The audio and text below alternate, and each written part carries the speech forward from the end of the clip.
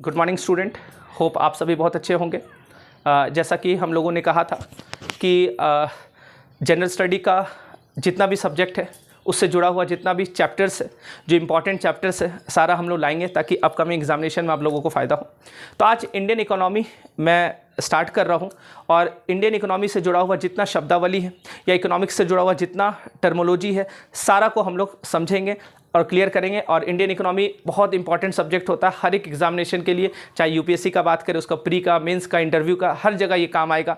PCS का बात करें, एसएससी का बात करें या फिर आप बैंकिंग का बात करें, हर एग्जाम में ये बड़ा इंपॉर्टेंट होता है। तो देखो, इस चैनल का उद्देश्य है कि एक तो आपको ऑथेंटिक चीज़ बताया जाए और दूसरा चीज़ कि क्वालिटी एजुकेशन प्रोवाइड किया जाए। मेरा उद्देश्य ये है कि लोगों को क्वालिटी एजुकेशन मिलना चाहिए, गुणवत्तापरक शिक्षा मिलना चाहिए, ताकि एक अच्छा समाज का निर्माण हो। और जब समाज का अच्छा निर्माण होगा तो देश का अच्छा निर्माण होगा ही। और देश को समझने के लिए या देश को और बेहतर करने के लिए, जैसे भारत एक सपना देख रहा है कि 2050 में वो वर्ल्ड का इकोनॉमिक पावर बनेगा। तो अगर इकोनॉमिक पावर बनने का अगर हम सपना देख रहे हैं तो वो हमारे आप पर है ना निर्भर करता है, और ख़ास करके आप लोगों के जैसे जो भविष्य के अधिकारी है, भावी ऑफिसर है, आप लोगों के ऊपर निर्भर करता है कि आप कितना बेहतर इस देश को आगे ले जा सकते हो। तो खैर, यहाँ पर समझना इंडियन इकोनॉमी इसलिए बहुत इंपॉर्टेंट हो जाता है क्योंकि किसी भी कंट्री का आर्थिक दशा अगर अच्छा नहीं है, इकोनॉमिक उसका जो कॉन्सेप्ट या इकोनॉमिक जो उसका व्यवस्था है, आर्थिक व्यवस्था जो होता है, आर्थिक दशा जो होता है, इकोनॉमिक कंडीशन जो होता है, अगर इकोनॉमिक कंडीशन अच्छा नहीं है तो वो सर्वाइव नहीं कर पाएगा। और जिस कंट्री का इकोनॉमिक्स कंडीशन अच्छा हो, आप देख लो एग्जांपल यूएसएसआर, आप लोग पढ़िएगा, आगे मैं बताऊंगा आपको यूएसएसआर का क्या हाल हुआ था, इकोनॉमिक कंडीशन है ना। तो मिलिट्री आपका स्ट्रांग है, बहुत अच्छी बात है, लेकिन मिलिट्री स्ट्रांग वो सर्वाइव तभी कर पाएगा जब इकोनॉमिक कंडीशन आपका अच्छा होगा। तो इसलिए एक ऑफिसर को इंडियन इकोनॉमी के बारे में अच्छा समझ होना चाहिए, इसलिए आपसे एग्जाम में बहुत इससे सवाल बनता है। देखो, आज जो मैं टर्मोलॉजी लाया हूँ, जो इकोनॉमी का टर्म लाया हूँ, दो शब्द है, और जो दो शब्द है वो दोनों का मीनिंग आमूमन लोग एक ही समझते हैं और आमूमन लोग एक ही मीनिंग में दोनों शब्द को जोड़ देते हैं। याद रखना स्टूडेंट, जो दो शब्द आज मैं ला रहा हूं, एक है इकोनॉमिक ग्रोथ और एक है इकोनॉमिक डेवलपमेंट। दोनों का मीनिंग अलग अलग होता है। यह आपको जानना इसलिए और भी ज़रूरी है ताकि आपको कोई बेवकूफ़ नहीं बनाए, कोई नेता आपको बेवकूफ़ नहीं बनाए। नेता बेवकूफ़ क्यों नहीं बनाए, क्यों मैं बोल रहा हूँ, ये आपको थोड़ी देर में आपको समझ में आ जाएगा। देखो, पहले हम लोग आज समझते हैं दो टर्म को। एक है इकोनॉमिक ग्रोथ, एक को हम लोग बोलते हैं इकोनॉमिक ग्रोथ, और एक को हम लोग बोलते हैं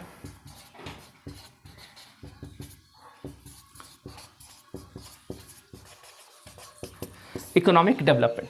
दो टर्म है यहां स्टूडेंट, एक इकोनॉमिक ग्रोथ मतलब ग्रोथ और एक यहां पे डेवलपमेंट। तो ग्रोथ और डेवलपमेंट, इसको हिंदी में हम लोग कहते हैं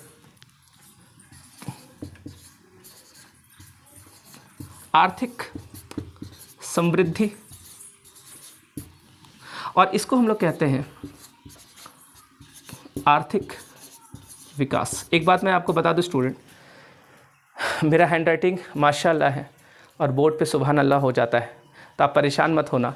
आपको नहीं समझ में आएगा, कोई दिक्कत नहीं, मैं बोलते रहूँगा, जितना शब्द यहाँ पे लिखूँगा सारा मैं बोलते रहूँगा, आप ध्यान से सुनना, आपको समझ में आ जाएगा। तो आप परेशान मत होना हैंडराइटिंग को लेकर के। चलो, इसलिए मैंने स्पष्ट कर दिया। देखो, तो आमूमन आप लोग भी, आप देखिएगा, ज़्यादातर यही होता है कि ग्रोथ डेवलपमेंट हम एक साथ यूज़ कर लेते हैं। हाँ, कंट्री का ग्रोथ हुआ, भारत का ग्रोथ हुआ, भारत का डेवलपमेंट हुआ, तो ये स्पष्ट आपको करना पड़ेगा कि ग्रोथ हुआ कि डेवलपमेंट हुआ। दोनों को आप एक पहलू में एक जगह पर नहीं रख सकते। देखो, समझना दोनों में अंतर क्या होता है। पहला चीज़ समझो कि इकोनॉमिक ग्रोथ जो होता है वो क्या है। जब हम कहते हैं कि आर्थिक समृद्धि हो रहा है किसी भी कंट्री का, भारत को लेकर के चलो कि भारत का अगर आर्थिक समृद्धि हो रहा है, इकोनॉमिक ग्रोथ हो रहा है, तो इसका क्या अर्थ है। तो स्टूडेंट याद रखना, इसका अर्थ होता है, इकोनॉमिक ग्रोथ का मतलब है इंक्रीज इन प्रोडक्शन और जीडीपी। याद रखना स्टूडेंट, इंक्रीज इन प्रोडक्शन और जीडीपी मतलब उत्पादन में क्या होना चाहिए, बढ़ोतरी होना चाहिए। जो भी कंट्री है उसका जो प्रोडक्शन हो रहा है, जो भी उत्पादन हो रहा है, वो इंक्रीज होना चाहिए। अगर वो इंक्रीज होता है तो हम बोलेंगे कि क्या हो रहा है, इकोनॉमिक ग्रोथ हो रहा है। या फिर जीडीपी इंक्रीज हो रहा है तो हम क्या करेंगे, है ना, तो आप इसको टेक्निकल भाषा में क्या बोलते हैं, जीडीपी बोलते हैं। अब जीडीपी क्या होता है, तो नेशनल इनकम का एक मैं वीडियो लाऊंगा, आपको जीडीपी, एनएनपी, एनडीपी, ये सब सारा कॉन्सेप्ट क्लियर हो जाएगा। टाइप्स ऑफ जीडीपी कितना क्या होता है, फैक्टर कॉस्ट क्या है ना, मार्केट, हर चीज़ आपको ये समझ में आ जाएगा। तो अभी फिलहाल आप ये समझो, जीडीपी का मतलब हो गया एक तरह से आम भाषा में ये समझ लो कि जितना भी एक सीमा के अंदर एक बाउंड्री, जो ज्योग्राफिकल बाउंड्री और पॉलिटिकल बाउंड्री जो होगा, उसके अंदर जो भी प्रोडक्शन होता है कंट्री का, उसको हम लोग ऐड करते हैं जीडीपी में। तो याद रखना स्टूडेंट, अगर आपको, मैंने क्यों बोला कि नेता लोग बेवकूफ़ नहीं बनाए, अगर आपको नेता बोलते हैं देखो भारत का जीडीपी कितना बढ़ गया, देखो भारत का विकास हुआ, तो आप बोले अरे ये तो बहुत अच्छा हुआ, भारत का जीडीपी बढ़ा, मतलब भारत का विकास हुआ। नहीं, जीडीपी बढ़ना, ग्रोथ का बढ़ना, जीडीपी बढ़ना जरूरी नहीं है कि वो डेवलपमेंट है। याद रखना स्टूडेंट, आपको ये स्पष्ट हो जाएगा, क्योंकि देखो जब इंक्रीज इन प्रोडक्शन हम कहते हैं, इंक्रीज इन प्रोडक्शन, तो अब समझना प्रोडक्शन तो इंक्रीज कर रहा है, लेकिन क्या इसका लाभ सभी व्यक्तियों को मिल रहा है? अगर इसका लाभ सभी नागरिकों तक पहुंचे, सभी व्यक्ति तक पहुंचे, तब हम कहेंगे कि ये क्या हुआ, डेवलपमेंट, तब हम कहेंगे इकोनॉमिक डेवलपमेंट। तो याद रखना स्टूडेंट, इकोनॉमिक ग्रोथ का मतलब है कि इंक्रीज इन प्रोडक्शन, तो प्रोडक्शन इंक्रीज कर अच्छी बात है, लेकिन मान लो इसका लाभ सिर्फ 10% लोगों को हो रहा है, कुछ उद्योगपति लोगों को हो रहा है, बिजनेसमैन लोगों को हो रहा है, बाकी आम लोगों को इसका कोई लाभ नहीं हो रहा है, अंत्योदय जो हम लोग कहते हैं, तो अंतिम व्यक्ति तक इसका लाभ नहीं पहुंच पा रहा है, तो क्या हम इसको डेवलपमेंट बोलेंगे? तो बिल्कुल नहीं, हम बोलेंगे कंट्री में तो ग्रोथ है लेकिन कंट्री डेवलप नहीं, डेवलपमेंट इसका नहीं हो रहा है, ग्रोथ हो रहा है लेकिन डेवलपमेंट नहीं हो रहा है। डेवलपमेंट हम कब कहेंगे? तो आप इसको कह सकते हो कि ग्रोथ विथ इक्विटी। याद रखना, ग्रोथ विथ इक्विटी ये होता है डेवलपमेंट। जब ग्रोथ इक्विटी मतलब सभी तक उस ग्रोथ, इस ग्रोथ का जो लाभ है, इस प्रोडक्शन का इंक्रीज, ये जीडीपी इंक्रीज कर, इसका लाभ जो है, लाभ हर व्यक्ति तक जब पहुंचता है किसी भी कंट्री में, तब हम कहेंगे कि उसका आर्थिक, उस देश का आर्थिक विकास हो रहा है, इकोनॉमिक डेवलपमेंट। इसलिए मैंने बोला कि कोई बताए कि देखो जीडीपी बढ़ गया, 8% है, 9% जीडीपी, 10% है, तो आप बोले ठीक है बढ़ा, तो उससे ये भी सवाल करना कि जीडीपी तो बढ़ा लेकिन उसका लाभ कितने लोगों तक पहुंचा।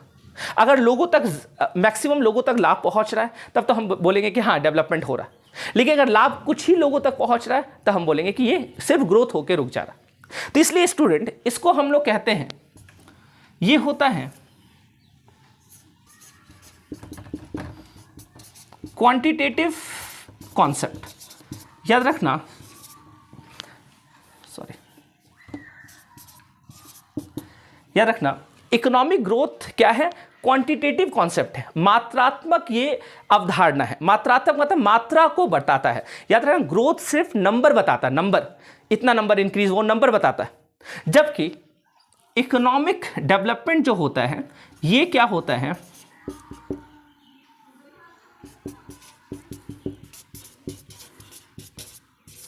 Qualitative concept. याद रखना, ये गुणवत्ता अवधारणा है। याद रखना, ये मात्रात्मक है, एक ये गुणवत्ता है। मतलब क्या हो गया कि नंबर इंक्रीज किया, कागज में जीडीपी बढ़ा, तो हम कहेंगे ग्रोथ हो रहा, लेकिन यहां पे क्वालिटेटिव का मतलब ये हो गया कि लोगों का जीवन स्तर में बढ़ोतरी होना, मतलब स्टैंडर्ड ऑफ लिविंग जो लोगों का है वो बढ़ा। अगर वो बढ़ा है, याद रखना, लोगों का अगर जीवन स्तर बढ़ा है, तो आप कहोगे कि इकोनॉमिक डेवलपमेंट हुआ है। लेकिन याद रखना, सिर्फ नंबर बढ़ रहा है और स्टैंडर्ड ऑफ लिविंग नहीं बढ़ रहा है या और घट रहा है मान लो, तो हम क्या कहेंगे कि ये क्वालिटेटिव को ये पूरा ग्रोथ पूरा नहीं कर पा रहा है, इसलिए ग्रोथ तक ही रुक गया। इसका मतलब ये हो गया कि इकोनॉमिक डेवलपमेंट के लिए, याद रखना स्टूडेंट, इकोनॉमिक डेवलपमेंट के लिए इकोनॉमिक ग्रोथ इज एसेंशियल, बहुत जरूरी है कि ग्रोथ होना जरूरी है, but it is not sufficient. याद रखना, ये सफिशिएंट नहीं होता है, इसके लिए और भी बहुत सारा कुछ होना चाहिए। जैसे एक तो मैंने आपको बताया स्टैंडर्ड ऑफ लिविंग बढ़ना, दूसरा चीज़ क्या मैंने आपको बताया, एक तो सभी तक बढ़ा हुआ है ना, जो प्रोडक्शन, उसका लाभ सभी तक पहुंचना। इसके अलावा और क्या हो सकता है? इसके अलावा और इक्विटेबल डिस्ट्रीब्यूशन ऑफ रिसोर्सेज, संसाधन का समान वितरण होना चाहिए। ऐसा नहीं होना चाहिए कि 99% संसाधन 1% लोगों के पास आ जाए और 1% संसाधन 99% लोगों के तक रहे, संसाधन मतलब रिसोर्स। तो रिसोर्स का समान वितरण होना चाहिए। तो ये सब आपको दर्शाता है इकोनॉमिक डेवलपमेंट। तो मेरे ख्याल से ये स्पष्ट हो गया होगा कि ग्रोथ और डेवलपमेंट में क्या अंतर होता है। इसलिए याद रखना स्टूडेंट, ग्रोथ नंबर को बताता है, इसलिए ग्रोथ जीडीपी में इंक्रीज होता है। याद रखना सिर्फ जीडीपी का बढ़ना विकास नहीं होता है। अगर कोई आपको ऐसे बोल के बेवकूफ़ बनाए कि देखो जीडीपी बढ़ गया, कोई नेता हमारे, चूंकि भारत एक लोकतांत्रिक देश है, डेमोक्रेटिक कंट्री है, और जो हमारे प्रतिनिधि होते हैं, रिप्रेजेंटेटिव जो हमारे होते हैं, वो हमें ये नहीं बोले कि देखो भारत का जीडीपी बढ़ा है। हम पूछेंगे क्या वो बढ़ा हुआ जीडीपी का लाभ रामलाल को मिला, जो अंतिम व्यक्ति बैठा हुआ है, जो रिक्शा वाला है, जो मजदूर है, हर व्यक्ति को उसका लाभ मिल रहा है कि नहीं, या सिर्फ उद्योगपति को उसका लाभ मिल रहा है। तो ये इस दोनों में अंतर होता है। अब एक टर्म और दो टर्म और समझना। डेवलपमेंट जब हम बोलते हैं, इकोनॉमिक डेवलपमेंट हम जब कहते हैं, डेवलपमेंट का भी दो रूप होता है। अब समझना, डेवलपमेंट का भी दो रूप होता है, दो तरह का डेवलपमेंट होता है। एक को हम लोग कहते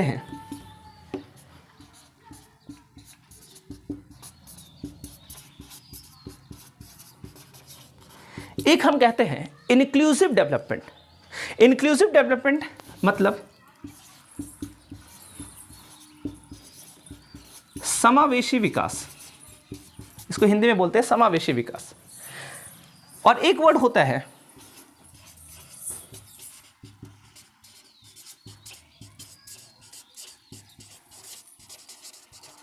सस्टेनेबल डेवलपमेंट, इसको हिंदी में कहते हैं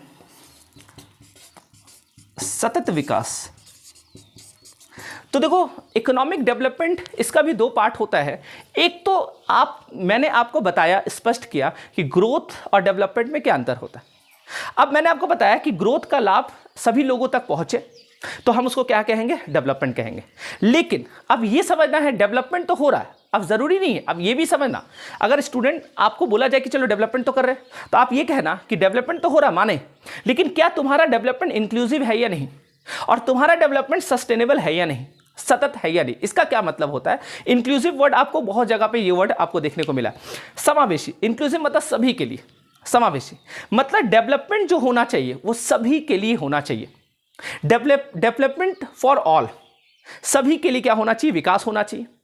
और याद रखना, डेवलपमेंट इन ऑल एस्पेक्ट्स मतलब सभी क्षेत्रों में, सभी जगह पर उसका डेवलपमेंट का लाभ पहुंचे। जैसे समझना, मैंने आपको बताया एक तो डेवलपमेंट ऑफ ऑल, कि सभी का विकास हो, हर लोगों का, चाहे वो उद्योगपति, उसका तो विकास हो रहा है, उसके अलावा भी जो अंतिम व्यक्ति बैठा हो उसका भी विकास हो, और जो विकास है उसका भी विकास। देखो हम हमारे यहाँ क्या होता है, नेता का जो हमारे प्रतिनिधि हैं उनका ये कर्तव्य है, जैसे कोई भी हो, है ना, चाहे वो मुखिया क्यों ना बन रहे हो, मुखिया से लेकर के प्रधानमंत्री तक, हर लोगों का यहाँ पे, हर प्रतिनिधि का ये कर्तव्य है कि वो अपना देश का या अपना जगह का, जिस जगह का वो प्रतिनिधि है वहाँ का विकास करे।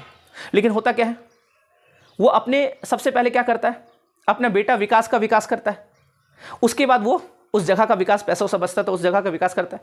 जबकि होना क्या चाहिए, पहले अपना, है ना, आप क्या करो, सभी का विकास करो, उसमें आपका जो विकास है उसका भी विकास हो जाएगा। तो आप यहाँ पे समझना, तो खैर चलो, तो इंक्लूसिव डेवलपमेंट होना चाहिए मतलब सभी का क्या होना चाहिए, विकास होना चाहिए। और क्या होना चाहिए, सभी एस्पेक्ट्स में विकास होना चाहिए। सभी एस्पेक्ट्स मतलब क्या हो गया कि इकोनॉमिक, पॉलिटिकल, सोशियो कल्चरल, है ना, मतलब सामाजिक स्तर पर होना चाहिए, आर्थिक स्तर पर होना चाहिए, राजनीतिक स्तर पर होना चाहिए और सांस्कृतिक स्तर पर होना चाहिए। हर क्षेत्र में विकास होना चाहिए, तो उसको हम लोग कहते हैं inclusive development. And what is sustainable development? तो सस्टेनेबल डेवलपमेंट का क्या होता है कि मान लो कि हम तो विकास कर रहे हैं, लेकिन संसाधन जो हमारे रिसोर्स उसका इतना दोहन कर रहे हैं, इतना उसका मिसयूज कर रहे हैं कि आगे का जनरेशन तक कुछ पहुंच ही नहीं पाए। और जब आगे का जनरेशन तक नहीं पहुंच पाएगा, अगर वो जो हमारा डेवलपमेंट है वो इको फ्रेंडली अगर नहीं है, हम क्या करें, एनवायरनमेंट को दूषित कर रहे, प्रदूषित कर रहे, गंदा कर रहे, और उसके एवज पर हम विकास करें, तो विकास हमको नहीं चाहिए। तब हम कहेंगे वो सस्टेनेबल डेवलपमेंट नहीं है। सस्टेनेबल डेवलपमेंट का मतलब होता है एक तो इको फ्रेंडली होना चाहिए, और दूसरा चीज़ क्या होना चाहिए, दूसरा चीज़ आगे का जनरेशन तक वो रिसोर्स रहना चाहिए। कैसे हम लोग बोलते हैं कि हमारी ये पैतृक भूमि है, कि हमारे पूर्वज, हमारे दादाजी, उनके दादाजी, उनके दादाजी, उस समय से हमारा इतना ज़मीन है, इतना खेत है, इतना ये है। अब मान लो कि मैंने क्या किया, सारा खेत वेत बेच दिया, सारा घर वर बेच दिया, सब चीज़ मैंने बेच दिया ज़मीन। अब आगे की जनरेशन जो आएगा उसके पास कुछ बचेगा ही नहीं, तो बोलेंगे कि नहीं सतत विकास नहीं हो पा रहा। सतत विकास का मतलब आगे का जनरेशन के लिए भी आप वो चीज़, वो संसाधन को रहने दो और उसका मिसयूज ना करो। तो जैसे हम लोग देखो कार्बन का मात्रा बढ़ा रहे, ग्लोबल वार्मिंग का संकट आ रहा है, आपने सुना होगा ग्रीन हाउसेस गैसेस क्या हो रहा है, बहुत तेजी से बढ़ रहा है। उसके लिए है ना सरकार लोग क्या करता है, बहुत सारा हर कंट्री लोग कॉन्फ्रेंस करता है। आपने कॉप सुना होगा, कॉन्फ्रेंस ऑफ पार्टीज होता है ना, तो बहुत सारा सम्मेलन वगैरह होते रहता है। तो खैर चलो, तो ये आज इकोनॉमिक का ये टर्म था। मेरे ख्याल से ये आपको स्पष्ट हो गया होगा कि हम लोग क्या क्या पोर्शन। तो एक बार मैं जल्दी से 2 मिनट में मैं आपको क्विक रिवीजन करवा दूं। मैंने आपको बताया इकोनॉमिक ग्रोथ क्या होता है, इकोनॉमिक ग्रोथ और इकोनॉमिक डेवलपमेंट में अंतर है। इकोनॉमिक ग्रोथ का मतलब हो गया कि प्रोडक्शन है ना, प्रोडक्शन में बढ़ोतरी को हम लोग क्या बोलते हैं, इकोनॉमिक ग्रोथ बोलते हैं। जीडीपी में बढ़ोतरी को हम लोग क्या बोलते हैं, इकोनॉमिक ग्रोथ। और इस बढ़ोतरी का लाभ हर व्यक्ति तक पहुंच पाए तो इकोनॉमिक डेवलपमेंट बोलते हैं हम लोग, है ना। डेवलपमेंट का मैंने आपको बताया कि इसका 2 रूप होता है, एक इंक्लूसिव होता है, एक सस्टेनेबल होता है। इंक्लूसिव मतलब सभी के लिए होना चाहिए और हर क्षेत्र में होना चाहिए, और सस्टेनेबल का मतलब क्या होना चाहिए कि इको फ्रेंडली होना चाहिए और भविष्य के जनरेशन के लिए। तो आप देखो जो SDG है ना, आपने सुना होगा सस्टेनेबल डेवलपमेंट गोल, है ना, हर कंट्री इस पे बात कर रहा है। तो सस्टेनेबल डेवलपमेंट भी बहुत ज़रूरी है। तो डेवलपमेंट 2 तरह का होना चाहिए। तो मेरे ख्याल से यहाँ तक आपको स्पष्ट हो गया होगा। तो आज का जो टॉपिक है यहीं पे हम लोग समाप्त करते हैं। मिलते हैं हम लोग अगले वीडियो में, और नेक्स्ट वीडियो में और भी कुछ टर्मोलॉजी को हम लोग क्या करेंगे, लाएंगे। तब तक के लिए थैंक यू।